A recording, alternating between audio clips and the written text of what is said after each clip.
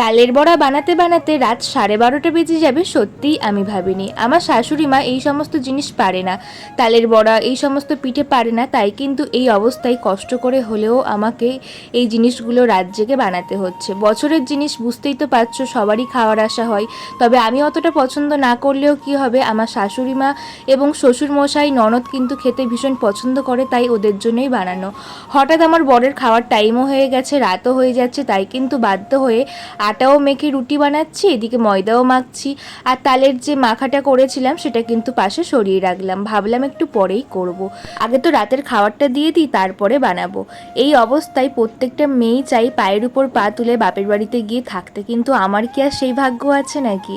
সেই ভাগ্য আমার নেই। আমার মা বলেছিল যে যাওয়ার কথা, তবে আমার বর কিন্তু পাঠাবে না, আর অনেকটা দূরের রাস্তা, আমার যাওয়া কিন্তু অনেক কষ্ট হয়ে যাবে।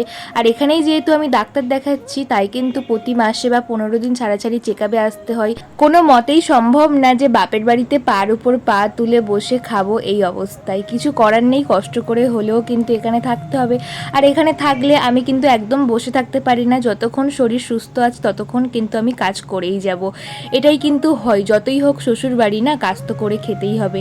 এ কি আর আমার বাপের বাড়ি যে পার উপর পা তুলে মার উপর ছড়ি ঘোরাবো আর খাবো? সেই কবে গেছি ফেব্রুয়ারি মাসে, তখন কিন্তু ভিডিও করেছি আর তোমাদের সঙ্গে শেয়ার করেছি, আর কিন্তু এত মাস হয়ে গেল এখনও যাই না বাপের বাড়িতে। তো দেখো, দেখতে দেখতে রাত 12:30 বেজে যাবে, সত্যি আমি ভাবিনি।